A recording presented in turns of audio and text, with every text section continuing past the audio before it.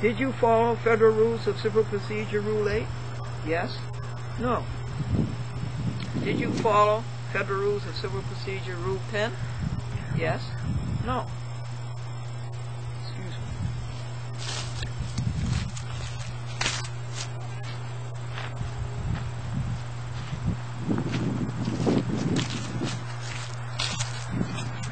Just making sure that kitty cat didn't hurt any small animal. Did you follow Federal Rules of Civil Procedure Rule 10? Is where we were? Yes? No. Proof. Did you violate any rules of judicial or professional conduct? Yes? No. Proof. Page 74. Glendora does not think that you will reform, but she will pray that you will. She does the same for press. As hopeless as it may seem, Almighty God can bring it to a full issue of success. Notice, since press did not deny any of Glendora's charges against him in her complaint against him, nor in the attachment to her notice of appeal, press has admitted to the charges. Thereby, press disqualifies himself as a judge, and all of his rulings are nullities.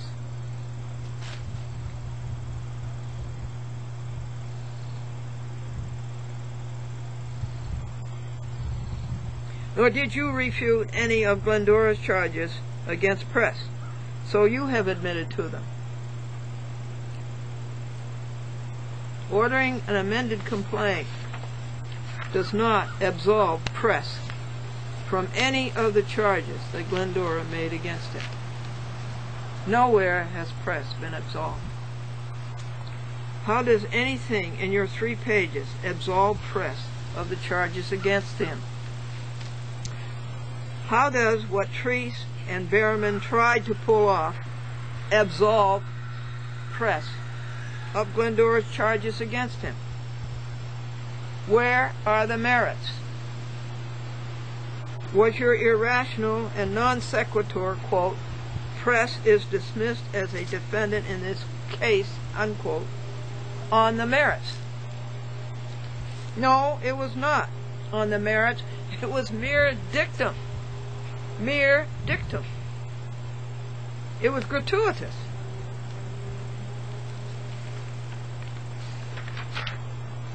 And a case not dismissed on the merits can be brought again. Affirm, deny, as to A, B, C, D, and give your grounds.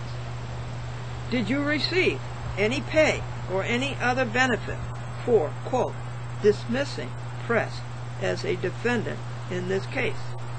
Answer. Please take judicial notice. United States Code, Title 28, Section 1654.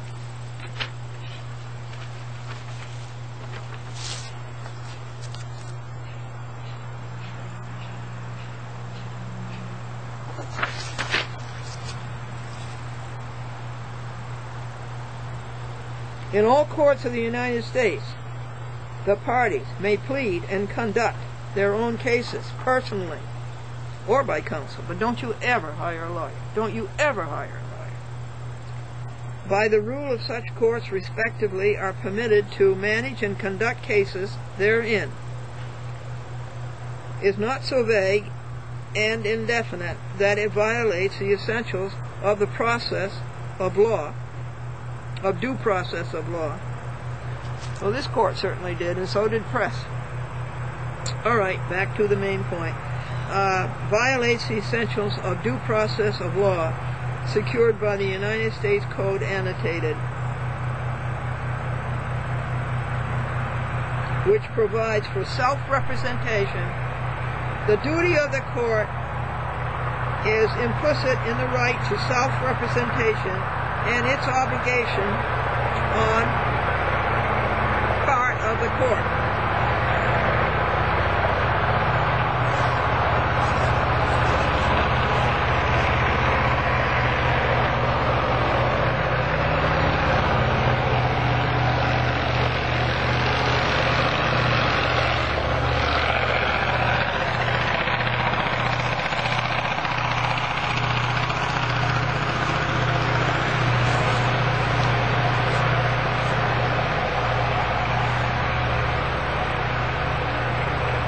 complicit in the right to self-representation and its obligation on part of the court to make reasonable allowances to protect pro se litigants from inadvertent forfeiture of important rights because of their lack of legal training. First of all, what is legal training? It's this: get as much money as you can. Lie, steal, and cheat, but get as much money as you can. I am a pro se. I do not need any legal protection, any legal training protection. And my point here to Mordu is, where was your where was your pro se leniency? This is what this is called. Where was it? It's Article 28, Rule 1654, never hire a lawyer. Go to your own public library, usually a municipal library will have the United States Code and the New York statutes right there in the shelf. Pull it down. I'm sorry, the index is probably 5 volumes in itself, but look up the topic where you've been injured and bring your case. Did you fully implement the same? Glendora's asking Mordu, did you fully implement Title 28, Section 1654? No, he tried to pull a fast one. He thought he was going to get away with it. He thought that we didn't know the law. He thought that we didn't know the Constitution. He thought that we didn't know the Federal Rules of Civil Procedure. He thought we didn't know Title 28, the U.S. Code, and this flops over into Title 18, the Criminal Code. Did you read the following page, page 575 of Glendora's complaint?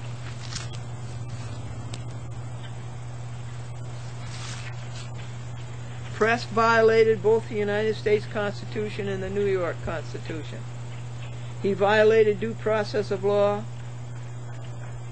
fair and unbiased, and did not base his conduct on the Constitution.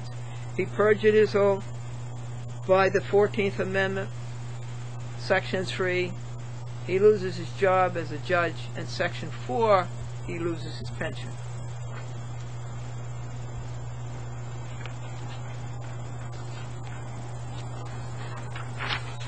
Page 78. Did you read this? Yes? No? And if yes, what is your response? Glendora's caption page stated, jury trial demanded. Did you violate Federal Rules of Civil Procedure Rule 38? Jury trial shall be held inviolate. Inviolate is not the color purple. Yes? No? And if no, explain. Did you violate Glendora's right to jury that trial pursuant to the United States Constitution? Yes? No? If so, explain. Pursuant to the New York State Constitution, did you violate Glendora's right to jury trial? Yes? No? And pursuant to common law, did you violate Glendora's jury right to trial? Yes? No? Was there any trial? Look, honey, here is the caption page, okay? Here is the first page. Now, what do you see down here?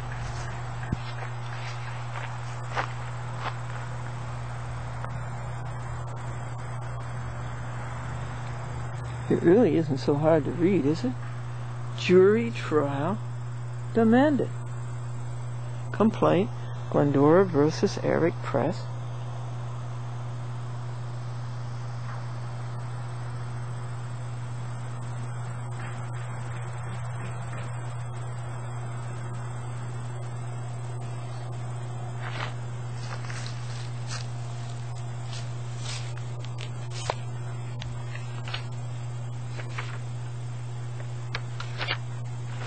Now, If answers to A through E super are no, particularize why. Did you read all of Glendora's complaint? Yes, no. Particularize. Please take judicial notice of the following. This case, folks, is Glendora versus Cablevision in 1995. It went on for several years. Versus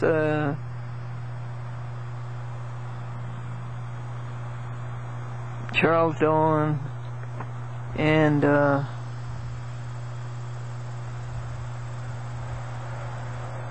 William Bell and Randolph and John Carter and Kofalt and Joseph Mara and Thomas Gardner and William Quinn, some of the defendants.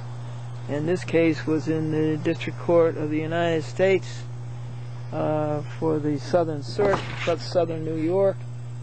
And Brian, like more do here, routinely dismissed it. You know, you always favor corporations, always against the individual. And Glendora took Charles Bryant, to the United States Court of Appeals. And the United States Court of Appeals remanded Bryant and sent the case back to him and told him to do it right. And Glendora won. And here is the reason why. A pro se civil rights case, the plaintiff has to have an opportunity to prove her case. Mordew took away my opportunity to prove my case. So Mordew, you have gone against your own circuit, the Second Circuit. And I ask you, did Mordew give Glendora the opportunity to prove her case? Answer yes or answer no. And did Glendora include this page in her complaint? Answer yes or answer no. Well, she did.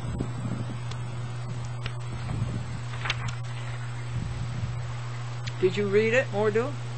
Answer yes or no. Since press failed his duty to hear Glendora's case, she included in her argument findings, evidence, proof in her complaint in your court. Press would not listen to me, which is his duty, and ran out from giving a trial because of cowardice and fear, and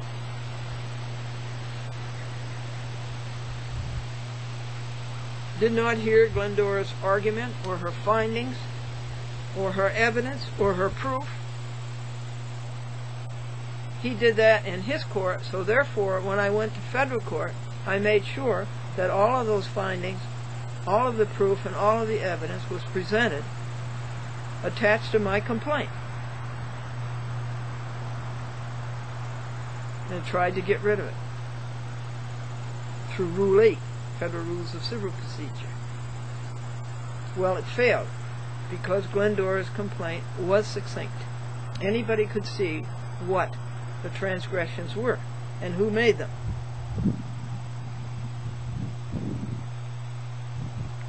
Very few insects this time of year. Did you give Glendora the opportunity, as the Second Circuit ruled, to prove her set of facts in your court? Yes or no? Specify. Did you defy the Second Circuit, your own circuit? Yes or no? If so, particularize. Page 82. Glendora has found that you are a cheater. She has no faith that you will next time not double-cross her and America. Instead of helping us, you steal from us. The whole matter has to be done over and done right. Start at the beginning. Since all three envelopes received by Glendora on October 18th 2007, Thursday, Mordew, Treese, and Behrman, Mordew the judge, Treese the magistrate, who never even should have been in the act, and the clerk, Behrman.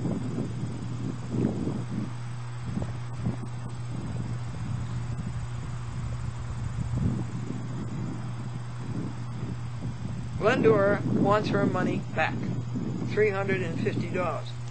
And this Behrman clerk returned Glendora's notice of appeal with the 80-page attachment about press, which was showing why she sued press. It was a statement of her case, and of course you know that. You're not as dumb as you act. You couldn't be.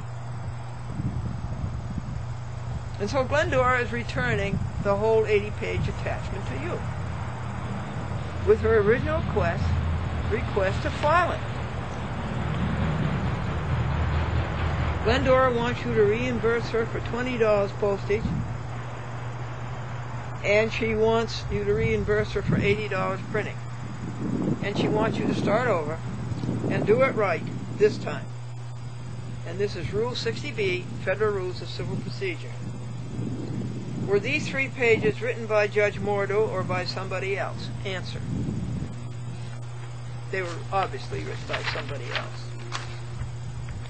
84. If by somebody else, who was it? Give name and title. This judge accompanied or accommodated press, but this judge betrayed Glendora and America. And you. Do you know press? Do you know anybody in association with press? Yes or no? If yes, who? Did the clerk return the notice of appeal with 80-page attachment delineating press's law-breaking to cover it up for press and keep his law-breaking out of the public record? Yes or no? If so, explain. Glendora thinks press broke more laws than Mordew, but given the same amount, and that just flew onto the ground,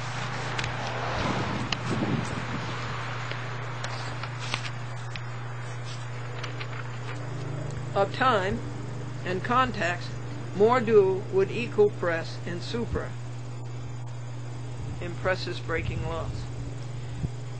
Glendora has venue. She lives in the Albany area. Press has venue. His checks come from Albany. And a court in a civil rights case can be brought in any district court of the United States in America. Any of them.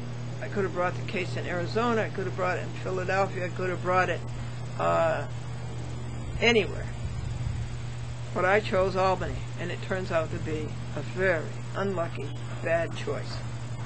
When Glendora finishes this motion, she will read it on TV to her 60 TV stations. Voila. If possible, and we'll get it on TV in Syracuse if possible. She knows somebody who lives in Syracuse, the public access requirement, specious as it is. Under the flag of the United States, Mordew let press go. This is Title 18, United States Code, Section 1001. He covered up, by trickery and scheme, material fact. Both presses and Mordew's dereliction can go to the Supreme Court of the United States as an original action. They are violations of civil rights, Section 1983, Title 42, and also violations of Section 1985, conspiracy. Glendora does not plan to do so, but they can hop over the Second Circuit. Glendora brought an action which is a legal proceeding by which one enforces right in a court of justice. And look, folks, what happened to it. In the Mordew court, this did not happen. Who is to blame? Answer. Glendora feels it is just another cheap cop-out. It is not adequate for an annual salary circa of $150,000 these United States district judges received of your money. Do you think that this was worth $150,000 performance? The power to perform is missing morally, intellectually, spiritually, legally, and physically, and patriotically. The list just gets longer. No honor ever happens. You go to one court to get justice, the judge is no good, so you sue him in the next court, and in the next court the judge is worse. It just goes on and on and on and on. It's a brotherhood. The complaint was posted August the 23rd. Glendora hears from you on August the 18th, nearly 60 days. Please explain the delay. Glendora did not expect much, but these 3 envelopes received on October the 18th were worse than she expected. Glendora had to state what press did wrong and to present the evidence and the proof. There was no other way. The record shows that press was too scared to read it. And I'm suspecting that Mordew was too scared to read it, or was too biased to read it. I charge that. Neither press nor Mordew has any interest in ascertaining the truth. No recognition of special merit to either of them. Courts are about ascertaining the truth, not covering it up, and about justice, not obstructing it. Page 88. Mordew, like press, instead of responding to the complaint, dodged it, eschewed it, and that is what is meant today by, quote, legal training. That's what legal training is about today. Get as much money as you can and dodge the truth and cover it up. Obfuscate, adumbrate, bury it, throw dirt, cover it up every way you can. By hook or crook, and by both. Back a few paragraphs, Mordew stated, or the paragraph started out with respect to press. Glendora has never experienced any with respect to press. Courts cannot mandate respect. Courts have to get their respect the old-fashioned way. Earn it. All these envelopes received by Glendora on October the 18th, 2007 were stuffed with rhetoric. This, quote, court, unquote, never got down to the issue, to the heart of the matter. It was all penumbra and no core. Just like the press court, so-called.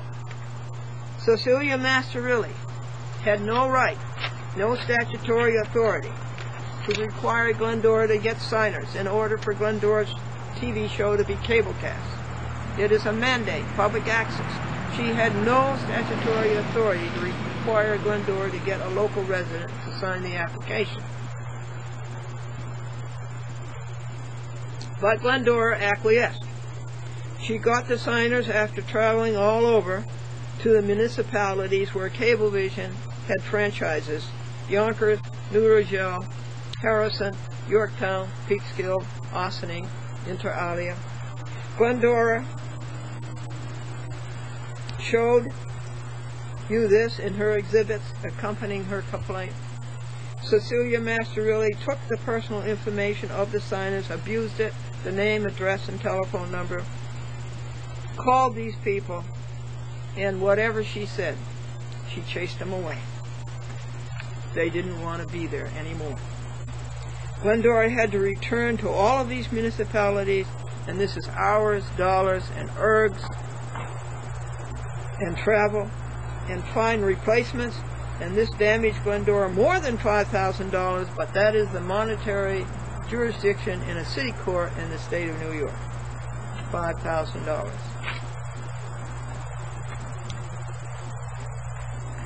Glendora went to White Plains City Court for justice, and what did she get?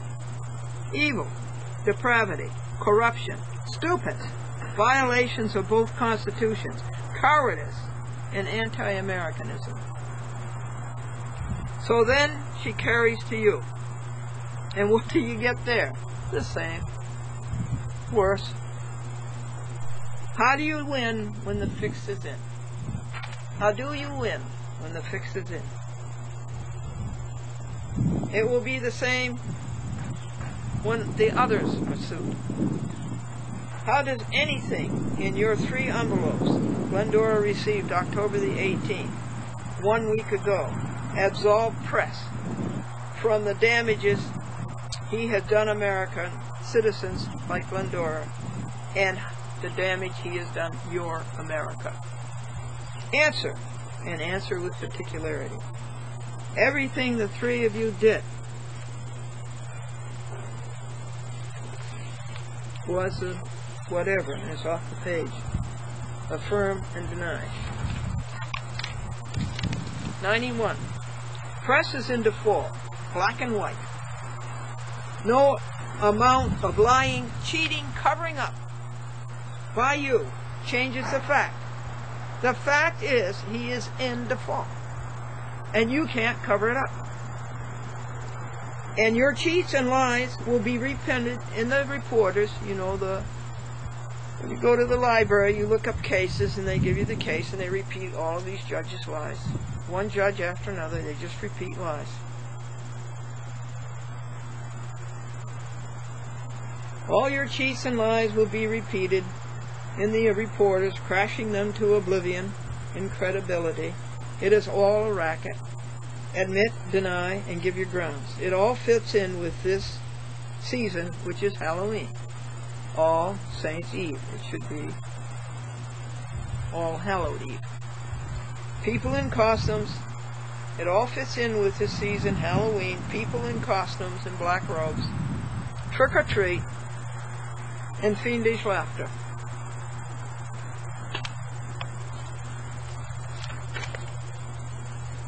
Skeletons and ghost riders.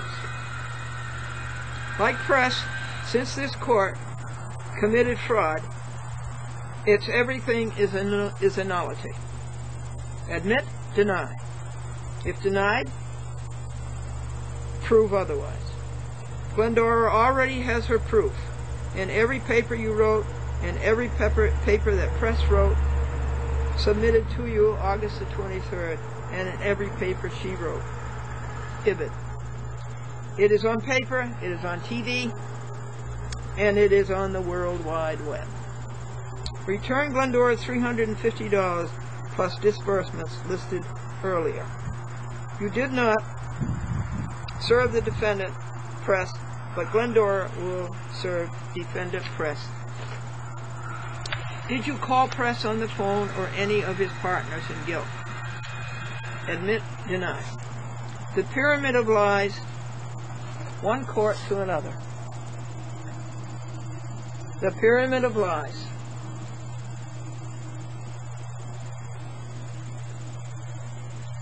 One court to another to the reporters rumbles with this Herculean attack on its foundation. By many others, www.corruptcourts.blog.spot.com, www.judgewatch.com .org, www.secretjustice.org, www.jailjudges.org, ad infinitum. Acrid, bitterly pungent, caustic, asperity, and acerbity. Nothing acquits Press from the Halloween evil that he has done the USA. And you abet him.